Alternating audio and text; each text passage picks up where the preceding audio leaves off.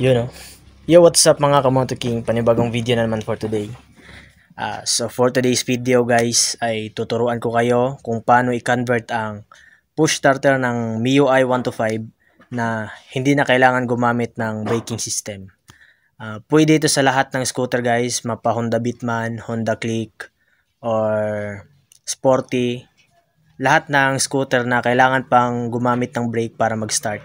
So ngayon, kung gusto mong matuto, watch mo tong video hanggang dulo. At kung hindi mo naman gusto, pwede mo namang scroll up. Yan.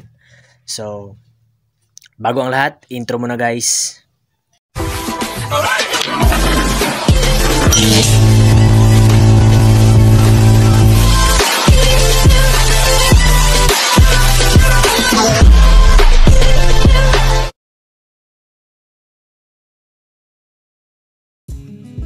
Yo, what's up? Update mga Kamoto King. So, bale, nakalas ko na ang kanyang U-box. So, sisimulan na natin. Kung napapansin nyo, ang wire na to, papunta to sa ating starter relay guys. Positive ito ng starter relay. Dito siya dati naka-connect. Dito, ito na wire. Ito, tinape ko na. Ito na wire. Ito, tinape ko na siya guys. Tong wire na to, papunta tong backlight natin. Wire ito, positive ito na wire papuntang backlight. So dito siya dati naka-connect.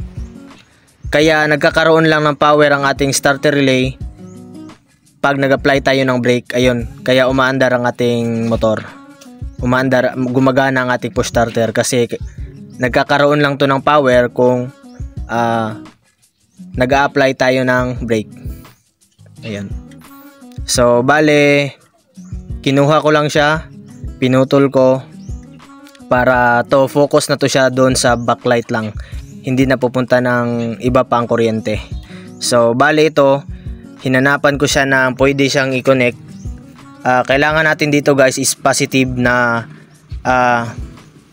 wire. So, nag-decide ako, dito ko siya nilagay sa after ignition ng ating motor dito sa susian na wire. Dito ko siya i-connect sa may dalawang wire ito guys brown at saka red. So dito ko siya i-connect sa brown dito na wire. Pinagapan ko lang siya papunta dito. Yan, ito na siya. So ngayon itatry natin siyang i-connect kung gagana ba ang ating conversion ng push starter na hindi na kailangan gumamit pa ng brake. So connect lang natin. Wait lang. Hirap mag-isang kamay. So ayun, naikabit ko na siya guys. So uulitin ko. Tong wire na to, papunta ito sa ating starter relay. Dito kumukuha ng power ang ating starter relay, kaya napapaandar niya ang ating starter motor at napapaandar ng starter motor ang ating makina. So ulitin ko, dito ako nag-connect sa ignition switch niya dito sa dalawang wire na to. Bale red at saka brown ito, so dito ako nag-connect sa brown. Tapos pinagapang ko lang wire na to papunta dito. Connection papuntang positive ng starter relay. Ayun. So bale nagtataka kayo, iba ng aking starter relay. Kinonvert ko na rin siya kasi nasira yung aking starter relay yung stock ng MIUI 125. So ngayon itatry na natin siya guys kung gana ba ang ating ginawang conversion sa kanya. So start na natin kung gagana ba ang ating push starter. Start. So ayun, gana. So hindi mo na kailangan gumamit pa ng brake para mapastart ang yung starter relay, para malagyan ng power ang starter relay guys. Hindi mo na kailangan pang gumamit ng brake para mapaandar ang motor. So diretso ka na pag on sa ignition switch mo, diretso ka na push starter. So, yun. Wow. So, gana ang ating conversion, guys. Bale, uulitin ko. Ito na wire, dito siya dati nakakonect. Ito na wire. Papunta itong backlight natin na wire. Positive ito, papuntang backlight.